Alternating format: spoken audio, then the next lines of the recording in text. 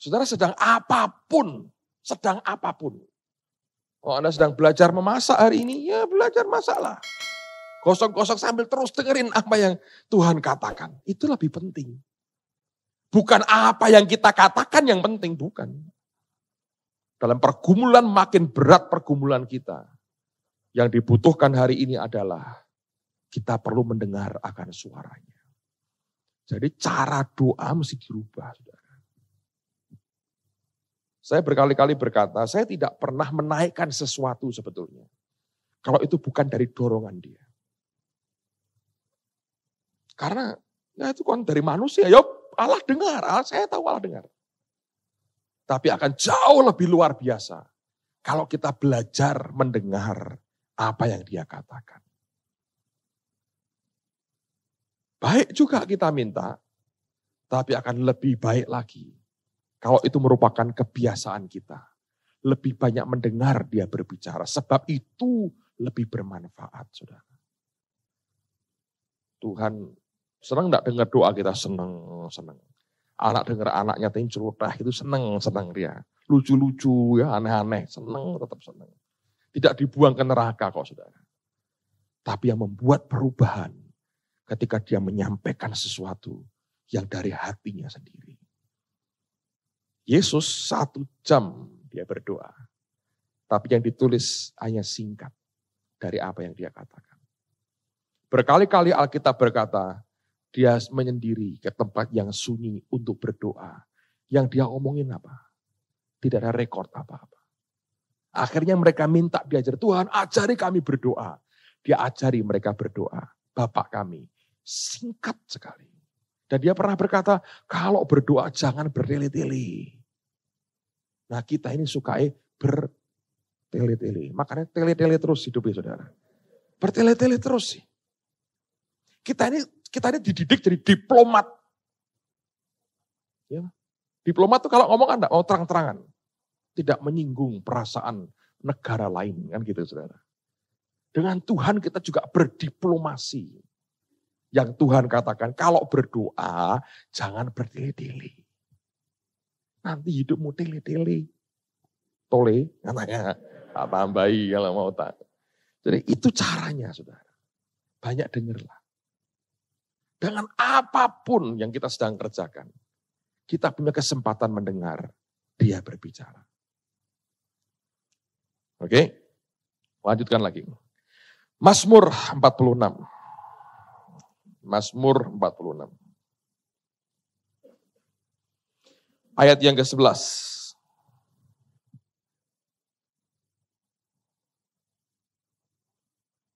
Kita baca sama-sama. Mazmur 46 ayat yang ke-11. Udah? 2, 3. Diamlah dan ketahuilah bahwa akulah Allah. Aku ditinggikan di antara bangsa-bangsa, ditinggikan di bumi. Bagus sekali ada kata serunya. Bukan diamlah ya. Diamlah dan ketahuilah. Sebab suara kita sudah kemeruyuk luar biasa. Dan Tuhan perlu kata seru untuk berkata, diamlah. Dalam bahasa yang dikatakan, be still and know that I am God. Biar engkau diam dan kenali dan tahulah bahwa akulah Tuhan. Kalau Anda ribut, kita ribut terus. Tidak akan pernah kenal dia kalau saudara. Be still, diamlah dan ketahuilah bahwa akulah Allah. Jadi mulai sekarang sebetulnya mari diubah cara sembahyang, saudara. Jangan Tuhan itu ditembak terus dengan semua kebutuhan kita. Lalu doanya kayak model TV itu. Ya Tuhan, baca saudara. Tolong lembar dibaca ke Tuhan. Repot. Kalau cara gitu orang Cina lebih hebat. Diobong doanya. Gitu. Mumbul langsung. Memang gitu-gitu tok, saudara. Kita mesti harus beda. Sebagai orang yang kenal akan Bapa kita. Kalau tidak ya sudah, saudara. Terus akan bertele-tele. Ketika waktunya tiba, kita mesti menyampaikan kehendak Allah. Kita kehilangan apa yang berasal dari Tuhan. Dan sebetulnya bagian inilah yang berat. Saya pribadi berkata jujur, buat saya pribadi paling berat. Sebab setiap minggu mesti menyampaikan firman. Dan mesti dengar apa yang dia katakan. Dan itu bukan bagian yang gampang, saudara. Saya katakan waktu lalu, 2 minggu lalu saya hampir miss dengan apa yang dia mau. Karena seringkali saya disuruh khotbah dari ayat-ayat yang sama, pagi, sorenya sama. Tapi dia bawa dalam tekanan yang berbeda.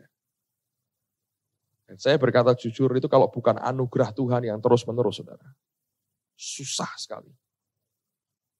Dan kalau itu perkataan yang dari manusia, tidak banyak artinya. Tapi kalau itu rema, luar biasa. Para rasul mengalami pergumulan yang sama. Ayat yang terakhir sebelum kita berdoa. Kisah Rasul pasal yang ke-6. Kisah Rasul pasal yang ke-6. Lihat ayat yang pertama sampai dengan ayat yang ke-7. Saya rasa ini relevan sekali buat kita. Saya tunjukkan buat saudara sesuatu yang penting di sini. Kisah Rasul pasal 6. Perhatikan mulai ayat yang pertama sampai dengan ayat yang ke-7. Pada masa itu ketika jumlah murid makin bertambah, timbullah sungut-sungut di antara orang-orang Yahudi yang berbahasa Yunani dengan orang-orang Ibrani, karena pembagian kepada janda-janda mereka diabaikan dalam pelayanan sehari-hari. Berhubung dengan itu, ke-12 rasul itu memanggil semua murid berkumpul dan berkata, kami tidak merasa puas karena kami melalaikan firman Allah untuk melayani meja. Karena itu, saudara-saudara, pilihlah 7 orang dari antaramu yang terkenal baik dan yang penuh roh dan hikmat, supaya kami mengangkat mereka untuk tugas itu, dan supaya kami sendiri dapat memusatkan pikiran dalam doa dan pelayanan firman. Usul itu diterima baik oleh seluruh jemaat, lalu mereka memilih Stefanus, seorang yang penuh iman dan Roh Kudus, dan Filipus, Prokorus, Nikanor, Timon, Parmenas, dan Nikolaus, seorang penganut agama Yahudi dari Antioquia. Mereka itu dihadapkan kepada rasul-rasul, lalu rasul-rasul itu pun berdoa meletakkan tangan di atas mereka. Firman Allah makin tersebar dan jumlah murid di Yerusalem makin bertambah banyak. Juga sejumlah besar imam menyerahkan diri dan percaya. Dasar ini yang membuat sebetulnya orang berkata, manajemen tidak pernah menghasilkan pertumbuhan. Tapi kalau diterapkan dengan tepat, mempercepat, mempertajam pertumbuhan. Sebab sebelum pembagian tugas pun, mereka sudah tumbuh sebetulnya. Ya kan? Ketika tugasnya dibagi-bagi, itu makin membuat makin bertumbuh lagi. Nah, ini ayat cukup membuktikan sebetulnya. Manajemen tidak memberikan pertumbuhan apapun. Kalau memang tumbuh ya tumbuh, kalau tidak ya tidak. Anda mau olah pakai otak orang seperti apapun, tidak ada hasilnya. Tapi yang saya mau katakan begini saudara. Lihat pada mulanya semua dipegang oleh rasul ini. Yang ngurusi orang miskin, ngurusi orang-orang dalam kebutuhan sehari-hari, dan juga firman dan doa. Akhirnya dua-duanya nggak dapat apa-apa saudara. Saya baca sebuah artikel menarik sekali. Seorang hamba itu berkata begini, strategi iblis sekarang ini adalah membuat kita itu di-spread itu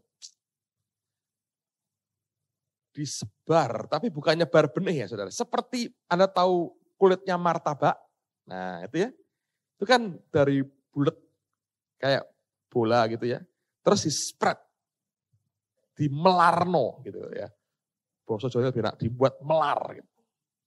Akhirnya dia apa? Tipis. Setan sekarang itu ngasih kerjaan hamba Tuhan. Banyak sekali. Sampai akhirnya bentuknya hilang. Tipis sekali. Gak ada apa-apanya. Dan disitulah ketajamannya hilang. Mereka menikmati kemajuan. Pertumbuhan begitu banyak, konsekuensinya harus ada pelayanan meja. Karena yang datang bukan hanya orang kaya, semua lapisan. Yang di depan mereka membutuhkan pertolongan fisik yang mereka tolong. Pada mulanya 12 rasul ikut ambil bagian di situ. Akhirnya, karena campur-campur begitu, urusan meja terbengkelai, Alkitab berkata, timbullah keluh kesah, sungut-sungut. Sedangkan yang khotbah sendiri berkata, kami tidak merasa puas. Dia ngerti bahwa ada yang tidak pas dengan apa yang dia sampaikan. Saudara kalau biasa melayani firman kayak begini ya, kalau saya ini ngomongnya enggak seperti yang Tuhan ngomong, Anda pulang bahagia, saya pulang sesek. Ini ganjel itu bisa berhari-hari. Karena nyesel kenapa aku sampai kehilangan poin yang Tuhan mau sampaikan. Dan itu, waduh susah sekali saudara. Ngilanginya berhari-hari. Minta ampun Tuhan, kasih aku kesempatan lagi gitu ya. Sembayang baru hilang. Saudara. Nah, kalau orang sembarang pokoknya khotbah gitu, kayak orang bayaran. Tapi saya beritahu saudara, tapi itu resikonya. Dia bilang kami mau tetap di firman dan doa. Doa dan firman. Urusan ini serahkan kepada orang lain.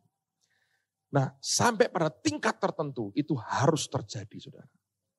Sebab kalau tidak Anda akan dibuat melar begitu. Ketajamanmu hilang. Terus jadi tumpul. Semua dikerjain sendiri.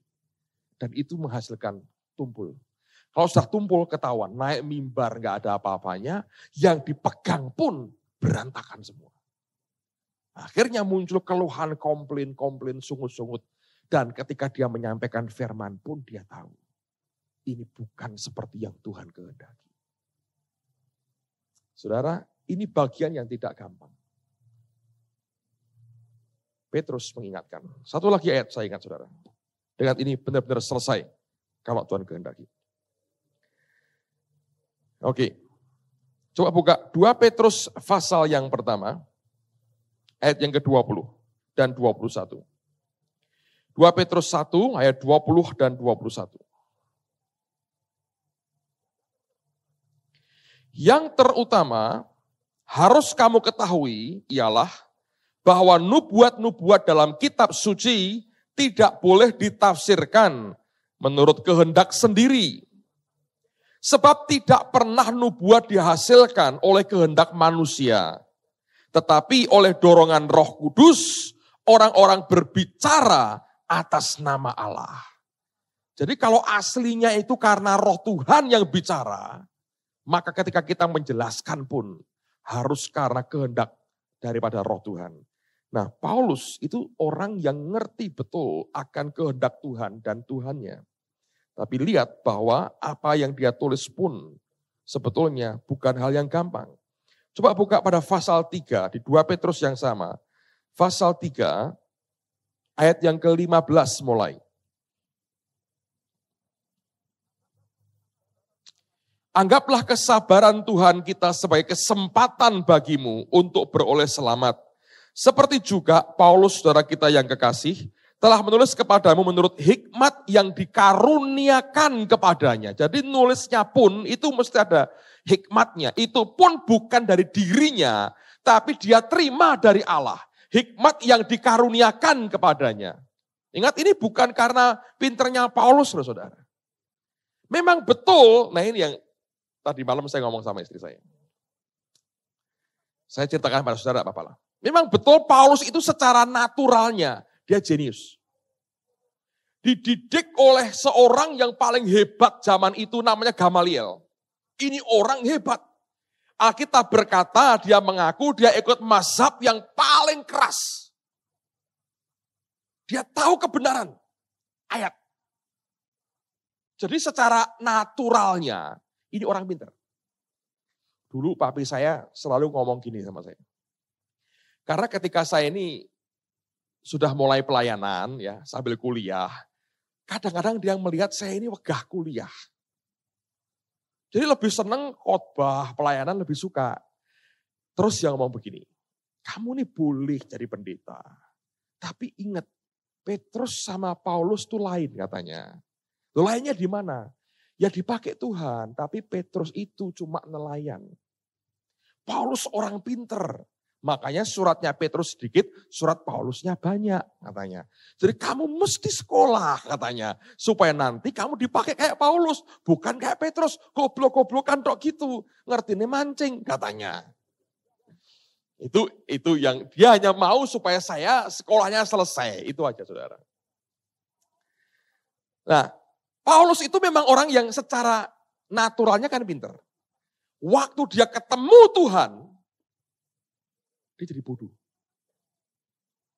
Memang betul IQ-nya saya yakin tinggi. Bukan golongan gitu, bukan saudara, bukan. Saya yakin tidak. Tapi karena itu pengenalan akan Tuhan itu nggak bisa didekati dengan intelek kita. Ingat waktu di jalan ke Damsyik itu dia ketemu Tuhan. Dia tanya, siapa engkau Tuhan? Dia bilang, akulah Yesus yang kau aniaya. Langsung dia ngomong begini, Tuhan apa yang kau ingin supaya aku perbuat? Langsung. Dengan kata lain dia berkata, aku ini gak ngerti apa-apa sekarang. Mesti apa gak ngerti.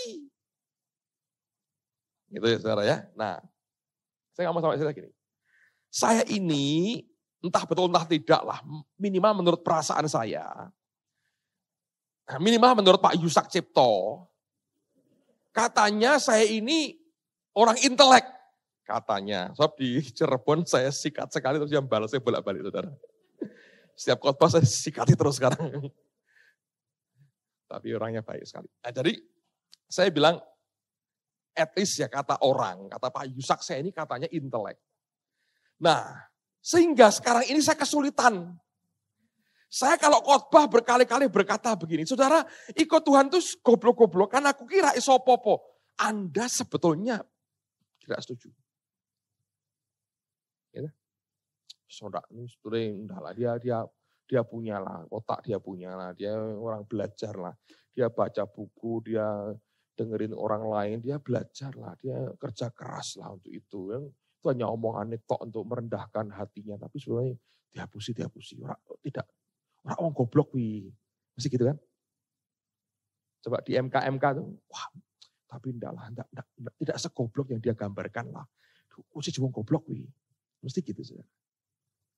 Saya bilang ini bumerang buat saya sebetulnya. Tapi saya mau beritahu saudara, begini ya.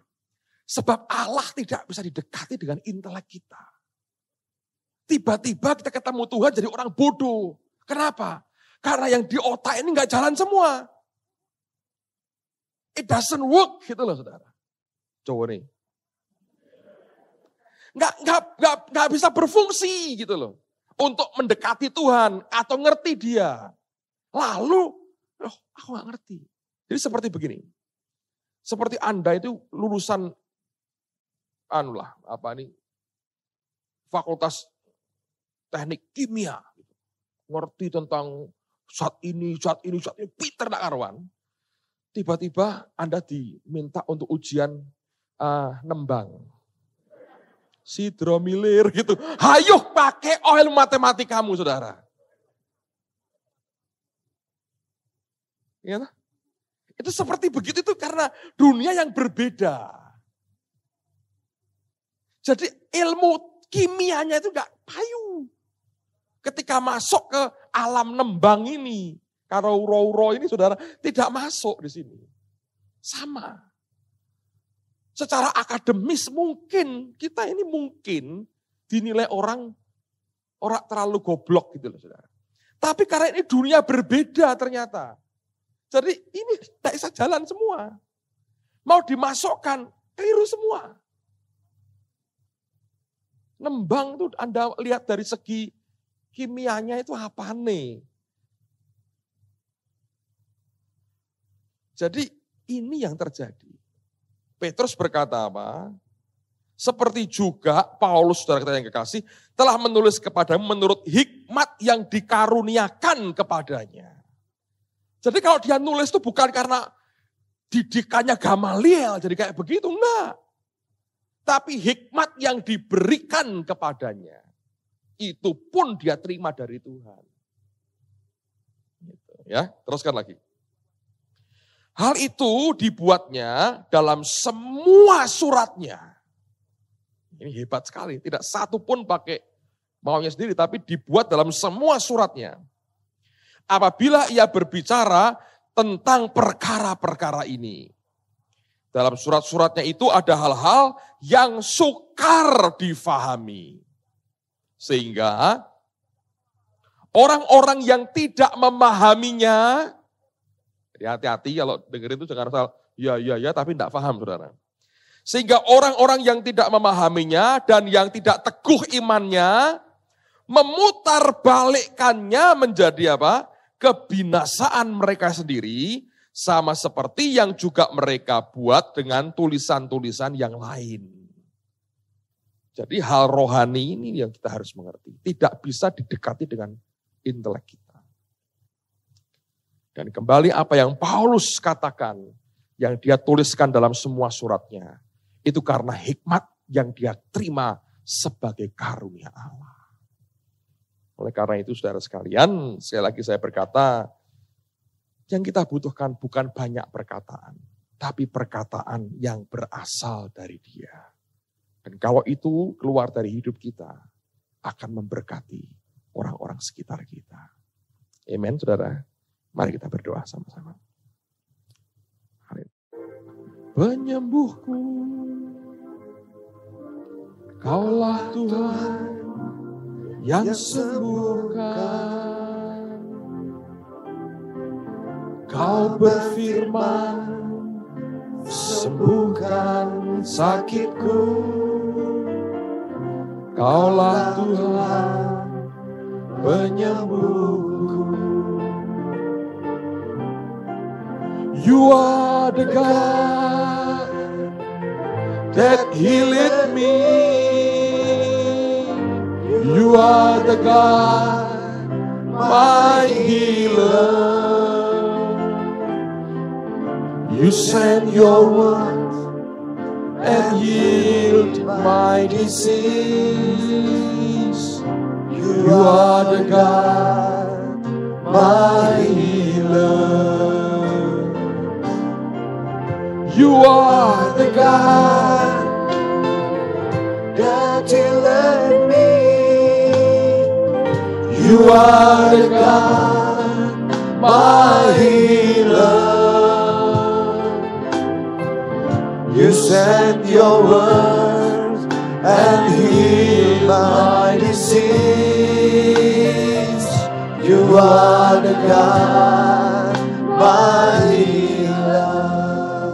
Saudara, mengenal Dia itu suatu proses yang tidak pendek. Sampai kita mati pun kelak. Tidak ada orang yang kenal betul 100% akan Allahnya. Orang-orang yang dekat dengan Tuhan pun jujur berkata bahwa saya tidak kenal seluruhnya. Bahkan hanya sebagian kecil dari pribadinya. Tapi yang saya ingin ajar pada hari ini adalah yang penting buat kita memahami adalah bahwa Allah itu selalu melihat akan hati. Dan yang di dalam itu, yang jasmani kita tidak bisa mengerti. Hanya Dia yang tahu. Dia Allah yang bisa menyingkap rahasia hati. Bahkan yang tersembunyi sekalipun. Membawa orang untuk tunduk kepadanya akan terjadi ketika hati orang disingkapkan. Oleh karena itu, kalau kita banyak bicara dengan orang lain dan perkataan kita bukan dari Dia, tidak akan membawa perubahan apapun, saudara. Namun kalau kita mengucapkan apa yang dari Dia, itu menyingkapkan hati. Saya beri contoh, dua orang yang sebetulnya luarnya kelihatan baik, tapi dasar hatinya nggak benar. Orang pertama itu namanya Daud. Setan tipu dia. dengan didorong untuk menghitung berapa jumlah tentaranya. Hari ini banyak beberapa gereja tidak berani menghitung jemaatku ada berapa, tidak berani. Takut kayak Daud, ntar kena penyakit sampar do mati kabeh. Tapi kembali sebetulnya bukan soal menghitungnya. Sebab kalau Anda perhatikan, Allah itu Allah yang ngitung loh. Ya, di Wahyu, di Kejadian, semua itu ada hitungan persis. Jumlahnya berapa itu dalam hitungan Tuhan. Sebab kalau enggak dia hitung persis, bagaimana dia tahu? Hanya 99 yang kembali ke kandang, yang satu hilang. Dia hitung, saudara. Tapi ngitung itu karena didasari oleh tanggung jawabnya. Sedang Daud itu ngitung karena dia mau tepuk dada. Nih, kekuatanku sekian. Dan siapa yang tahu itu? Tuhan. Dan waktu dia kerjakan, seluruh Israel kena akibatnya. Orang kedua, itu Hizkia. Dia pamerkan kekayaannya kepada utusan Babel. Namanya, siapa? Miroda. Samuel yang tahu, ini pelajar SD kelas loro. Anakku lebih ngerti dari aku, saudara. Wah, sekarang kalau SD Kristen itu memang mendidik orang jadi ahli Taurat, betul. Betul. Saya ngomong sama anak saya, Sam, Om Abin bedei pelajaranmu. Kalau ngerti hebat. Saya ngerti. Utusan Babel namanya siapa? Raja ini merintah umur berapa? Berapa tahun? Nama bapaknya Hizkia siapa? Ibunya siapa? Kelas 2 SD. Diajari ke ahli Taurat semua. Saudara. Ya inilah dunia kita hari ini. Jadi ini sekolah pendeta, SD saya tidak tahu saudara. Nah kalau Anda mau pinter, sekolahnya semi, kelas 2 aja cukup saudara. Pinter karuan Taurat. Jadi dia pamerkan kepada utusan Babel. Dan Tuhan marah. Dia bilang, ya kamu pamerkan nih, aku habiskan. Akan diangkut semua kelak. Setelah kamu mati kepada Babel. Terus Hizkia ngomong apa? Sengkowe bukan zamanku yang penting. Tidak ngurus generasi berikutnya. Nah, saya belajar begini saudara. Dia lihat hati sih. Dia nyingkapin hati orang. Kalau kita ingin efektif dipakai Tuhan. Bukan kita ingin tahu rahasia-rahasia orang loh saudara. Tapi perkataan yang dari Tuhan itu nembus sampai ke dalam. Dan kalau hati disingkap saudara. Orang akan bertekuk lutut di bawah kaki Tuhan. Jadi berhenti untuk terlalu banyak bicara. Yang penting adalah a word in season. Perkataan yang tepat. How to speak a word in season. Bagaimana mengucapkan perkataan yang tepat. Dan kalau itu terjadi, sebelah ini berkata, you send your word, engkau kirimkan firman-Mu, and heal my disease. Dan sembuhkan semua penyakit kita. Sebab dialah penyembuh kita.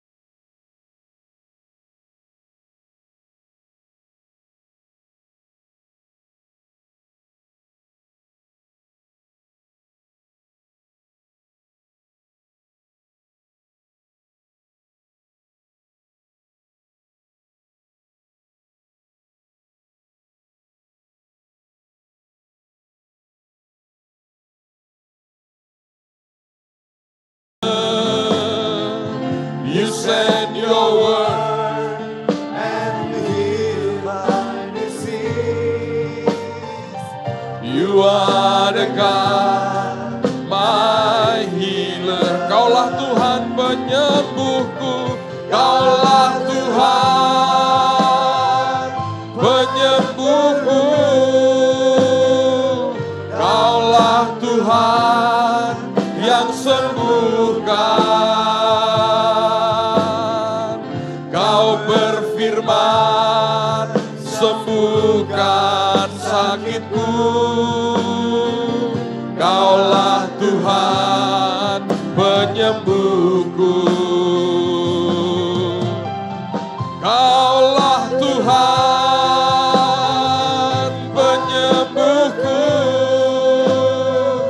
Kaulah Tuhan yang sembuhkan. Kau berfirman, sembuhkan sakitku. Kaulah Tuhan penyembuhku. Sebelum kita berdoa, saya ingat cerita yang saya dengar langsung dari orang yang mengalami. Ini dialami oleh papahnya Pak Yusak, saudara. Sekarang sudah almarhum. Dia cerita begini, satu kali dia bilang, giginya sakit sekali. Dan di rumah dia sendirian dengan beberapa pembantu dan semua yang di rumah sudah kerja semua. Giginya sakit sekali. Terus dia sembahyang, Tuhan gigiku sakit. Terus Tuhan berkata begini, ambil minyak kampak, oleskan dalam nama Yesus. Terus dia keluar dari ruang doanya, dia cari minyak kampak. Terus dia oles dalam nama Yesus. Mendadak hilang sakitnya. Nah, sudah hilang saudara? Hilang kan? Terus dia bilang gini, aku ngomong gini, minyak kampak kok hebat ya, diolesi gini tok kok waras. Begitu dia ngomong, cekot-cekot lagi tambah luar biasa.